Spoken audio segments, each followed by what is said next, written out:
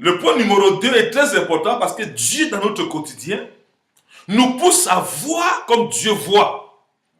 Vous voyez ici, je ne vis plus pour moi parce que je sais que ma couronne et votre couronne au ciel est très grande. Nous sommes de passage sur cette terre. La Bible dit nous n'emportons rien sur cette terre. Nous devons impacter le monde entier par la quantité, la compréhension du royaume que nous avons. Tant que tu ne comprends pas le royaume, tu vas emmerder les gens du royaume.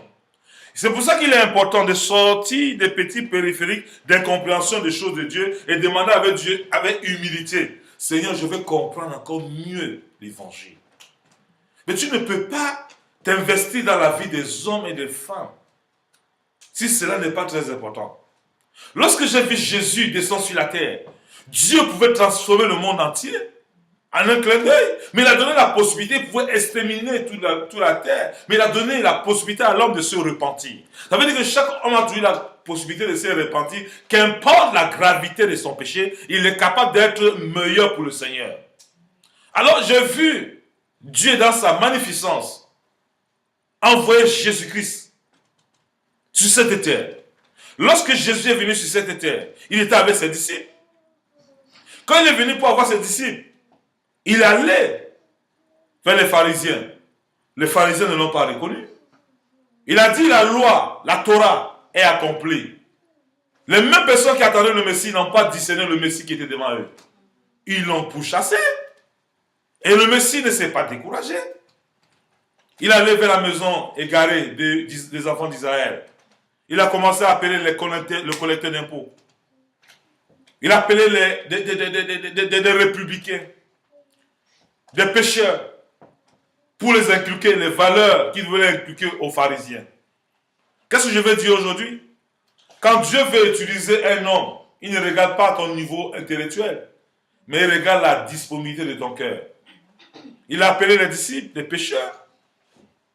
Pierre, qui était un pêcheur de poissons, est devenu un pêcheur d'hommes. Il les a appelés. Il a pris son temps. Nous avons vu que Jésus a pris d'abord son temps pour former ses disciples. On appelle disciples parce qu'ils étaient disciplinés. C'est pour ça que j'ai parlé de 3 points. Il faut être discipliné. Et il faut être objectif et déterminé. Jésus-Christ était déterminé. Il était objectif. Il était discipliné. Il allait vers eux. Il s'est discipliné à aller vers eux. Il a cru à ce pécheur. Il a inculqué les valeurs du ciel. Les valeurs de son Père. Il a pris le temps. Il a été patient avec ses disciples. Nous avons vu Pierre prendre l'épée qu'elle était avec Jésus. Et exercer la violence, couper l'oreille d'un soldat, pardon. Et Jésus a dit qui combat par l'épée mourra par l'épée. Pour nous dire aujourd'hui, vous devez arrêter la colère dans votre vie. C'est un travail que nous devons faire. Si la colère est dans ton quotidien, tu vas dire, Seigneur, je veux que tu me délivres de la colère. Nous devons localiser les choses qui nous bloquent, qui nous empêchent d'être des témoins efficaces du Christ dans notre vie. Pierre était colérique. Pierre était nerveux. Pierre était un meurtrier. Mais Jésus n'a pas pourtant renvoyé Pierre. Il a exercé de patience avec Pierre. Et Pierre est arrivé à un niveau quand on a arrêté Jésus, à l'arrestation de Jésus. Pierre a dit, je ne connais pas cet homme, pas une fois, pas 2 fois. Mais Jésus n'a pas régné. Qu'est-ce que je veux dire par là? Mon frère, ma soeur, tu vas faire du bien à tes frères et sœurs. Ils ne vont jamais reconnaître.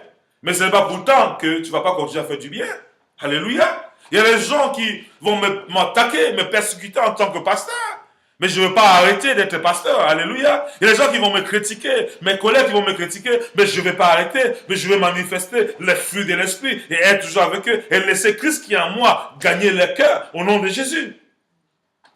C'est une affaire de discipline. C'est une affaire d'être objectif. Je ne vis plus pour moi. Je vis pour Christ qui est mort, qui s'est révélé afin que le monde entier le connaisse au travers de mes actes et gestes. Ça ne veut pas dire que je suis exact. Je ne suis pas exact d'un péché. Je peux commettre un péché, mais je dois avoir l'esprit de repentance et me reconnecter à celui qui m'a connecté à lui, qui est Christ. Il est important d'avoir une attitude humble. de ne pas avoir une haute opinion de soi-même. Nous devons briser tout ce qui peut bloquer Christ de travailler au travail de nous. Il est important de comprendre que Christ tellement croit en nous. Nous devons refuser les suggestions du diable qui te dit que tu n'es rien. Tu ne peux rien. Non. Crois que la sémence de Christ dans ta vie va finir par germer, à te rendre meilleur.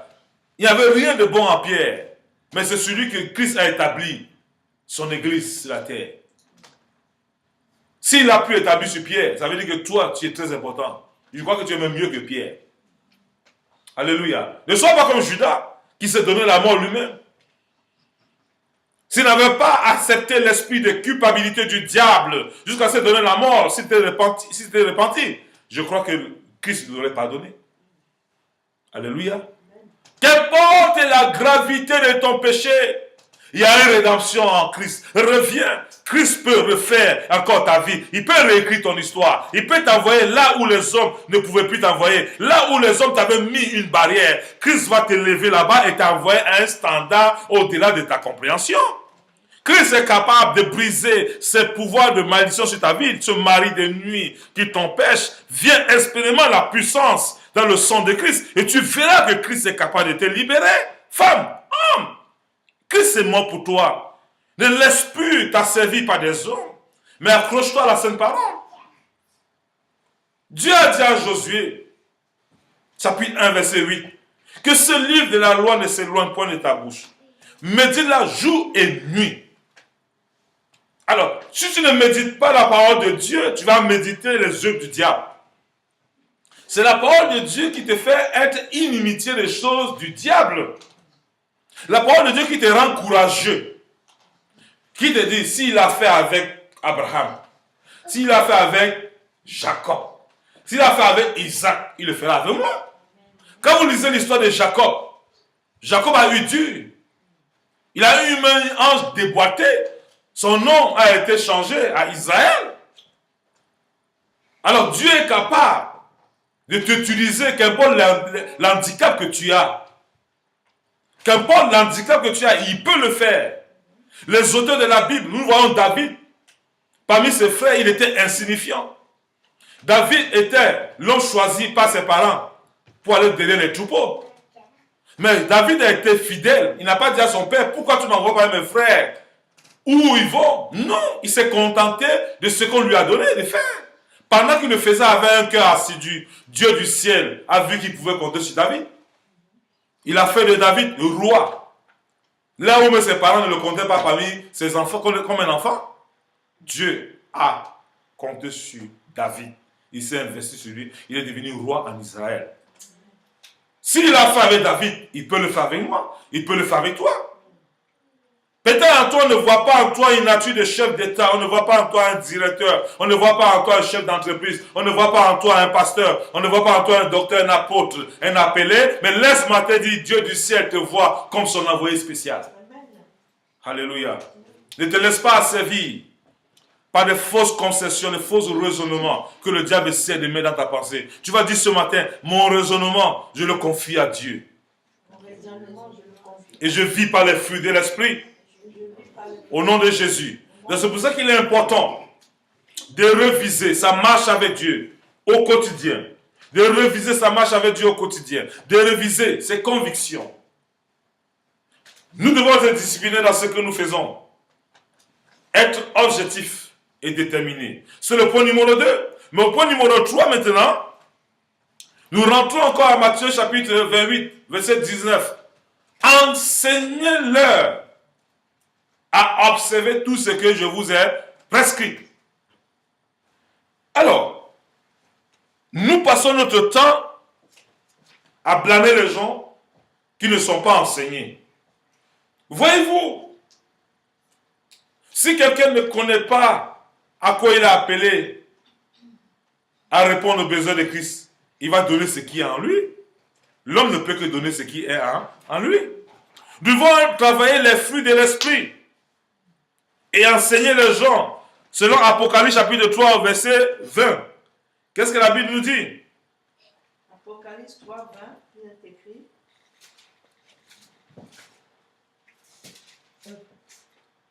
Apocalypse 3, 20.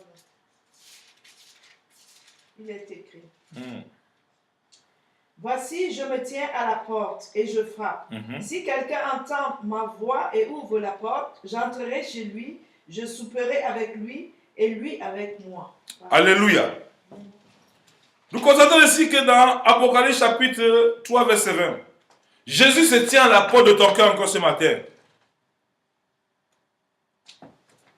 Il dit, voici, je me tiens à la porte de ton cœur, Jean-Claude, et je frappe. Je peux encore changer ce que tu ne comprends pas de mon roman avec toi. Ouvre ton cœur. Je vais te faire comprendre les choses que tu ne comprenais pas. Je vais te révéler les choses à venir. Christ veut nous révéler encore plus, de plus encore ce que nous connaissons. Disposons seulement notre cœur d'un esprit d'adoration, d'un esprit d'étude de sa parole, assidu. Nous devons être disciplinés dans la méditation de la parole de Dieu. La foi vient de ce qu'on entend, et ce qu'on entend vient de la parole de Dieu. Elle ne vient pas au travers de vos jeûnes. La foi ne vient pas au travers de jeûnes, au travers de supplications. La foi vient de ce qu'on entend. Tant que tu entends les histoires des appelés dans la parole de Dieu, sa foi grandit. Moins tu entends, ta foi ne grandit pas. Nous devons désirer la parole de Dieu pour que nous puissions grandir dans notre foi. Être comme Esther, être comme Meshach, Shadrach, Abednego. Shadrach, Abednego, ils ont écouté, ils ont ouvert leur cœur. Ils ont travaillé dans un gouvernement des païens, des chrétiens, des francs-maçons, de tout ce qui peut se nommer sur cette terre. Mais ils ont refusé de se prosterner devant la bête au détriment de leur vie. Ils ont accepté qu'on les jette dans la fournaise à dents de feu. Aujourd'hui, nous ne pouvons pas, à face de ces épreuves comme ça, là, résister. Mais ils ont résisté au détriment de leur vie. Comme ils ont perdu leur vie pour Dieu, Dieu a sauvé leur vie pour lui encore. Ils les ont honorés, elle est élevée au-delà du poste qu'ils avaient. Si tu risques pour Dieu, Dieu va t'élever encore plus haut. On n'arrive même pas à risquer Dieu pour nos biens. Dieu nous demande seulement, pasteur Suzanne, donnez votre dixième pour que mon royaume avance. Mais nous, on dit non. Dieu, tu n'as pas besoin de ça. Dieu veut voir notre fidélité pour aller loin avec nous. Mais nous choisissons à dire non. Seigneur, nous préférons la malédiction financière que d'avoir le ciel ouvert avec nous. Mais qu'est-ce que Dieu peut marcher? Qu'est-ce que Dieu peut faire avec ceux qui désirent volontairement de vivre dans la désobéissance? Qu'est-ce que Dieu peut faire?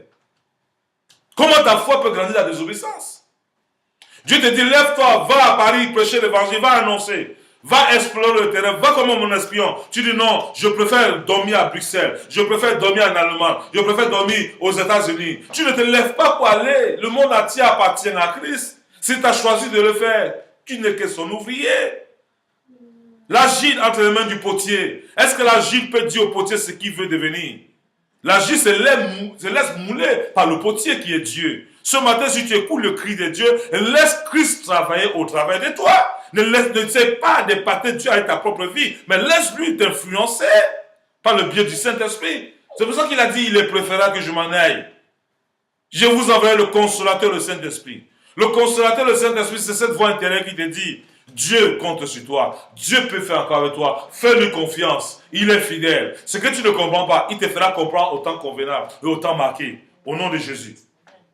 Alléluia. Voici, je me tiens à la porte et je frappe. Si quelqu'un entend ma voix et ouvre la porte, j'entrerai chez lui, je souperai avec lui et lui avec moi. Donc si ce matin, tu écoutais la parole de Dieu, tu écoutais la voix de Dieu, tu te dis avec moi ce matin, tu te lèves, tu dis, Seigneur, je me rends à toi. Me voici ce matin, je vous invite, maison de vainqueurs, à vous mettre debout et dire, Seigneur, je me rends à toi ce matin. Je me rends à toi, Seigneur, ce matin. Nous prions, Seigneur, je me rends à toi ce matin. Fais de moi ce que tu veux. Au nom de Jésus. Tu m'as sauvé. Tu t'es investi en moi pour que je délivre tes enfants qui dorment, qui sont ensommeillés. La puissance de Dieu qui est en moi, c'est pour délivrer les paralytiques, c'est pour délivrer les pauvres, c'est pour délivrer ceux qui sont meurtris et ceux qui vivent dans l'oppression du diable. Merci Seigneur. de me révéler encore mon poste ce matin. Je décide d'obéir à toi. Je décide